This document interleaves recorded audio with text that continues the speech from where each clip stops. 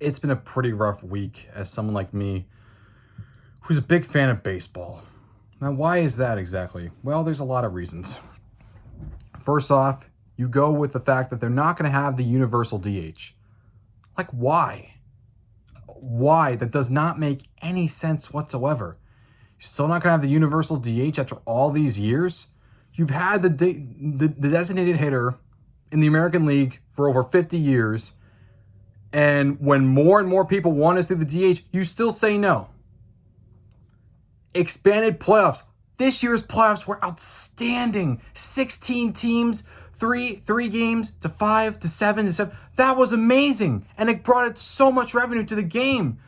Finally getting beyond the times, but they said no for both of them. Why? You're only hurting the growth of your own development. And of course, there's all these unwritten rules to begin with, and that definitely doesn't help. But by far, the worst thing about this week when it comes to fans of the MLB is the Baseball Hall of Fame. Easily, without a doubt, the least popular Hall of Fame when it comes to fans of Hall of Fames. Why? Well, case in point, I present to you the 2021 Baseball Hall of Fame class. In a class that had many outstanding players to choose from, you chose zilch. You chose nothing. You chose absolutely zero. That's right, zero. Zero people. Zero people cross the 75% threshold. There's like 20 guys there, or at least 15 guys, whatever, that deserve at least some consideration. But you chose zero people. Why? Are you kidding me? Now let's look at the names here. Curt Schilling. I understand that there's a lot of people that say about his politics, and they say the character clause. Character, really? Politics? Are you sure about that? I mean, there's many people that have done even worse things that are already in the Hall of Fame.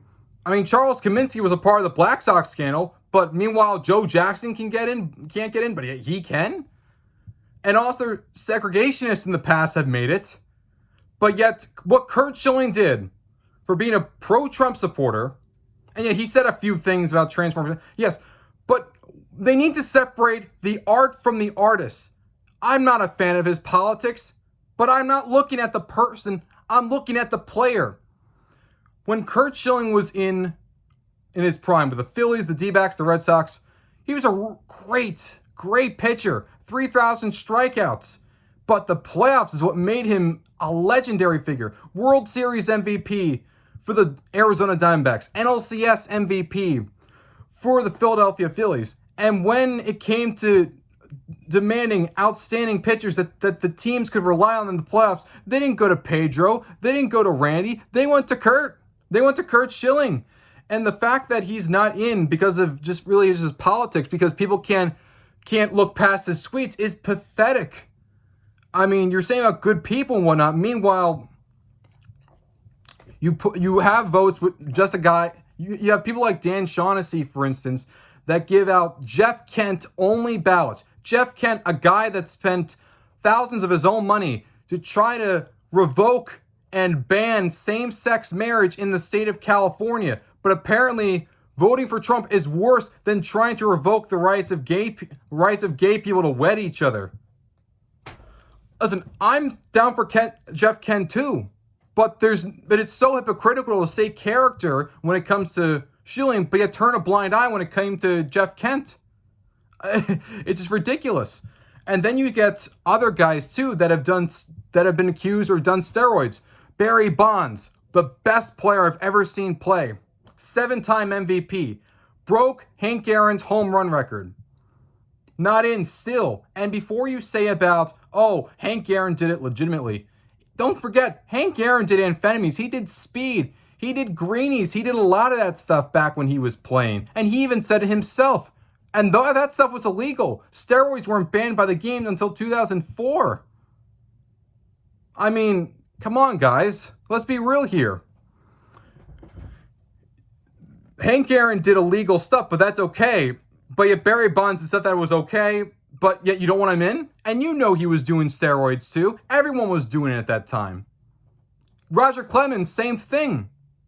Sammy Sosa, same thing. And he's on the exact same list that David Ortiz is in, but everyone keeps thinking that David Ortiz is going to be a first ballot Hall of Famer.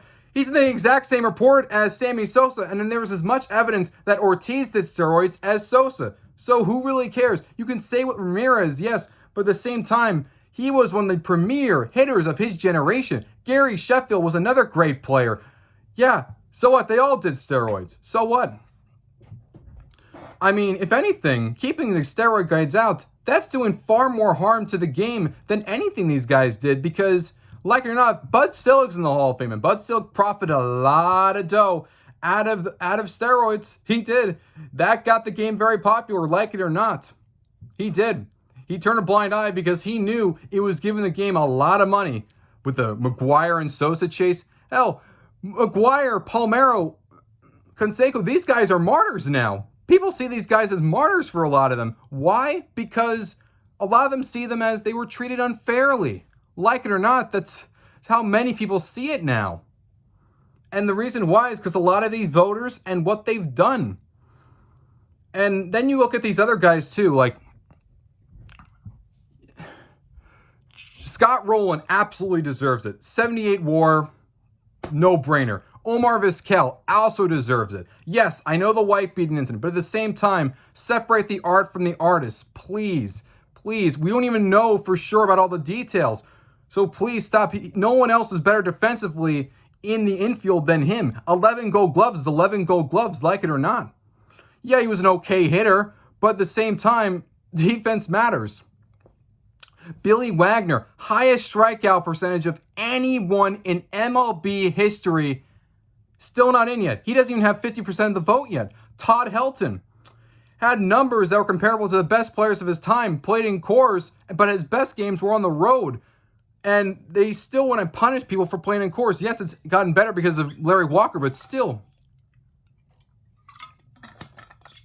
Sorry, I need to clear my phone. But still, it doesn't excuse the fact. Bobby Abreu, a guy that had numbers similar to Honus Wagner, can't even get 10% of the vote. Are you kidding me? Are you kidding me? The best thing about this ballot was that Torrey Hunter, Mark Burley, and Tim Hudson are on for another year. But it doesn't excuse the fact. I mean, you could vote for as many as 10 guys. But why are there so big jumps? Like Scott Rowland got into the ballot at 10%, but now he's up to over 50. Dude, you can vote for as many as 10 guys. You're either a Hall of Famer or you're not. I know that there's people that want to make people wait, but people don't like to wait for this stuff anymore. They want their guys in soon, and they want it in now. And if you don't do that, you're going to look like the villain in all of this. And honestly, to tell you the truth, many people do see the voters as villains. I'm not putting all voters here. There's many great and wonderful men that have been great writers. Jason Stark, Peter Gims, Tim Lyncham, Brian Kennedy. These are great guys that I've always respected. But Dan Shaughnessy, you really think a guy like Dan Shaughnessy is a higher moral standard than anyone else? Really? With all the hit pieces that he's done on people? Are you kidding me? And not only that, I find it very funny how all these people always talk about inclusion. Have you even looked at your own Hall of Fame committee? What's it comprised of? Around like 400 guys. Let's see. Oh, that's right. 85% of them are white. Oh, that's a little off-putting. And what else? Oh, yeah, right. Over 90% of them are male. So don't give me inclusion when your own institution can't even manage to do that. If you guys cared about inclusion so much, you would have had guys like Dick Allen in already. And my God, enough with this character clause stuff. If you guys truly care about the character, I'm not trying to get out all of them, but if you're talking about upstanding citizens, how come someone like Dale Murphy, who is an amazing humanitarian, 2-time MVP back when he was with the Braves during the 80s, how come he's not in the Hall of Fame yet? Tell me. I mean, I'd love to know. You say about character, but so often the case, it's always used to degrade people. It's never used to lift people up. If you're going to do it one way, why not the other way? And many times, it just feels like character is just how well you are with the media. As opposed to, and you can't gauge how someone's personality actually is. How can you know that without even knowing them? All you can really get is snippets in the locker room and maybe just how they are on the field. That's it. You're going to follow these guys to their personal lives and how you are? Morality is subjective. Character is subjective. How can you judge that? I mean, come on, guys. And Curt Schilling won the Roberto Clemente Award as a player. I mean, shouldn't that already show how good of a person he is and how much he is for humanitarian work? But yet, because he voted for Trump, that's not good. He didn't advocate for the death of journalists either. Come on, guys. But at the same time, it doesn't help. It's a shame, too. I'm a fan of baseball. I'm a journalism major at my school. And this gives me great sadness and shame, honestly. The fact that I watch a sport whose voters think more about themselves than the game. And it's a museum, guys. It's not some hallowed hall. It's more than just... It's a museum. More and more people, whenever they talk about Cooperstown, they usually have a lot of disgust and rage and anger as opposed to genuine joy and happiness. And what does that tell you about the Hall of Fame voting process? I know Bob Nightingale was saying it's all good night, but Bob, I voted for LaTroy Hawkins because he's a nice guy, Nightingale. Seriously, you think? No, that means you're part of the problem, guys. It means you're part of the problem. It means your process is not working. It's not the 1930s anymore, back when the writers were really the only ones that could see all the games. And yeah, but that's different. But it's almost 100 years later. Fans are far more in tune. People can look up whoever they want on their phone, player, coach, contributor, doesn't matter, on Wikipedia or any other Google entry, anything they can watch. They can watch any game of anyone they want, wherever it is outside the country. They can even watch games from other sides of the planet. They could do any of that stuff. They can. It's not the 1930s anymore. And what's even worse is that 14 people decided to vote for no one, and one of them was named Michael Hunt. Really? Mike Hunt? I hope, as someone said, I hope IP Freely can help change things for the future. My God. It just feels like a lot of them have a lot of inner rage, and I don't say that's for all of them. I think a lot of them are genuinely really good, mind-mannered people that have good intentions. But at the same time, don't tell them about character or morality when you're hypocritical yourself. You can't tell them about character. You can't tell me about cheating when there's so many guys that have cheated already. The 1951 Giants, Gaylord Perry, Whitey Ford, Don Sutton, who just died. And whoever voted for no one deserves to have their right to vote. They should not be allowed to vote again. Period. It's as simple as that. It's just criminal. And what's even worse, that there was not even a Veterans Committee this year. I mean, the Football Hall of Fame used Zoom to elect Drew Pearson, Tom Flores, Bill Nunn, and they even did it for the entire Hall class itself. But baseball, with Cooperstown, they said that their presentation was too pure for Zoom, when everywhere around the world is using Zoom for classrooms, office meetings, what have you. Everyone's using Zoom, Skype, StreamYard, everything. They're using streaming devices. They're using those places to communicate with others. Why can't they do it? It just makes it, a lot of people were saying, it makes it seem like they don't know how to use an internet router. All these other places know how to do it, but apparently Cooperstown, it's too pure for that? You have so many great deserving guys. Maury Wills, Dick Allen, Tony Oliva, Jim Cott, Rocky Calavito, Bob Halsam, Doc Adams, Indian Bob Johnson. All these great names that are really deserving. Absolutely deserving. Unquestioned. Albert Bell, Will Clark. But they voted for no one. And what do you know? December 8th, Dick Allen died. He died. That was the guy people wanted online the most. And talk about all the stuff that he had to deal with. All the racism that he dealt with all the media. Meanwhile, all of his players said exactly the opposite. And you care about inclusion? Excuse me? You have a shutout. No one got in for the first time since 1960.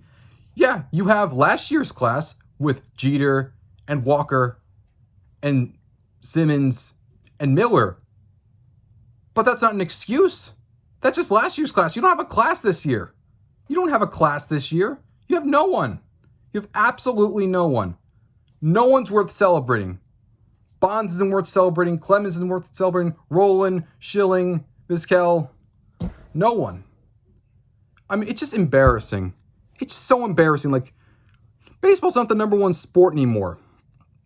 It's football and basketball are way beyond them in terms of popularity, and soccer is also getting much larger. Hell, even hockey in many cases is getting larger than baseball is. And baseball just has not been adapting to the times. I understand tradition, but at the same time, you need to adapt with the times. At some point in time, you also need to make sure you get some money. You got to make sure that you're still relevant.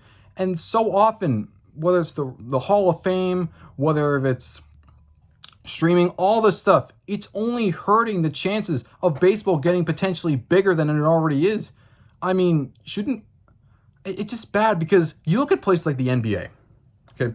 You have Adam Silver, innovative genius. He helped get this stuff out and rolling. The players and the owners have a good working relationship. The fan experience is great. It's very big with my demographic. There's basketball YouTubers everywhere. It's very huge online. Football, you can say about Roger Goodell, but Roger Goodell's a decent guy, and the NFL is huge. I mean, the NFL is worth more than any other pro sports team in the world. So they're doing something right. And the NHL even. I mean, say what you want about Gary Bettman, but he's been in that job for a very long time for a good reason. Meanwhile, baseball, they have the worst commissioner. They have the oldest age demographic. They, despite being the most democratic and the most diverse, the people that are in the media are the least by far, except maybe hockey, but that's a different story. A lot of the people in the media think they're bigger than the game itself, which is never a good look. And it has a lot of black eyes over the years, more than any of the other sports. It's truly remarkable. It's just a sad look for the game. There's nothing good about having a class with no one. And that's what it feels like. It feels empty. Another year, and now you're seeing Curt Schilling. He wants to be got off the ballot. I can't blame him for all the stuff that he's had to deal with over the years. I can't blame him for feeling that way. I'm sure Bonds feel the same way. I'm sure Sosa feels the same way. Or Clemens. A lot of these guys have dealt this. A lot of people don't like to wait anymore. I know that the older generation, they want things to wait. People don't like to wait anymore. There's way more and more content, like for instance, streaming services. Disney Plus, Netflix, Amazon, HBO Max. A lot of these places are adding more and more content. People want their stuff, and they want their stuff quick and easy. They want to see their stuff sooner. Say what you will about basketball's Hall of Fame, but they at least elect a lot of people that are really, really deserving. And not just in the NBA. They do it all across the world. And I think that's always been the best one, because they know, even if you don't make it, you know you're eventually going to make it because you are deserving. Football, that's a bit of a different story, but they don't have any character clauses, which is good because character is way too much of a slippery slope. And for baseball, you have guys that, like Doc Adams, he invented the shortstop position and the diamond. He's not in the Hall of Fame yet. What? You ban people like Joe Jackson and Pete Rose? Are you kidding me? Really? And people see them as more upstanding citizens than Rob Manfred. What does that say about Rob Manfred? It's not a good look, especially when the people that you're trying to ban are seen in a much more positive light than you. It's never a good look for the game, and it sucks. It sucks too, because Ortiz is going to come up next year. Ortiz, like I said, he's been in the steroid stuff as much as the other guys, but you're going to make him first ballot and make Barry Bonds and Roger Clemens just because you make them wait, but yet it's so hypocritical. It's absolutely ridiculous. Complete just, And this sucks too. Again, it just sucks. It's just a bad look. This process needs to be changed. Do like what football or even basketball does. Have a few actual Hall of Famers in there to actually critique. Besides just having media guys with their own grudge. Diversify the election committee. Add some minorities, add some women, add some people with a different perspective, because enough is enough. It's been a long time coming. And if you're going to say about character, then you might as well take out Ty Cobb and Charles Kaminsky and all these other people that have done immoral things too, because you can't have it one way and have the other. It's just simple as that. And seriously, you're You know, prop up Tony La Russa and Joe Torre and Bobby Cox and Bud Selig. Meanwhile, you don't have the people that actually made it that way. I'm not saying they aren't deserving, but at the same time, you can't have it one way without the other. It's absolutely baffling. It's absolutely baffling, and shame on the voters that decide to vote for no one. You should not be allowed to vote again. If you did vote, if you actually filled out your ballot correctly, I applaud you. And think about this. If you were to include those, if 16 people did not have Curt Schilling in, Barry Bonds has dealt with a lot of racism in his time, even by a lot of people that consider themselves white Democrats. Not a good look. And if the 2 people that did Jeff Kent only ballots, I'm including you, Dan Shaughnessy, and the 14 people that didn't vote for anyone, if they all voted for Curt Schilling, he'd be in already. If he was non-political, he'd be in already. If he was an outspoken liberal, he would be in already. I mean, you're either a Hall of Famer or you're not. Are you kidding me? Like, Scott Rowland is not in yet? Todd Helton? Come on, guys. Unbelievable.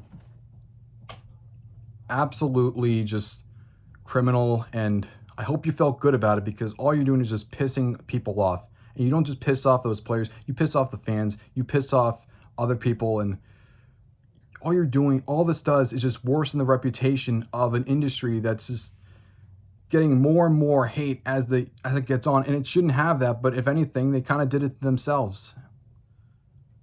And that's sick, that's bad for me to say, but a lot of them did it to themselves.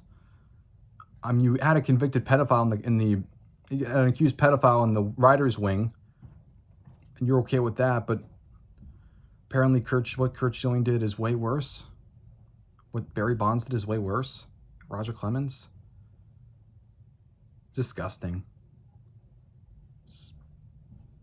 Gut it out. It's time for a refresh, because all this is doing, it's going to stunt the growth and development of America's pastime, and it's a shame, but it is what it is.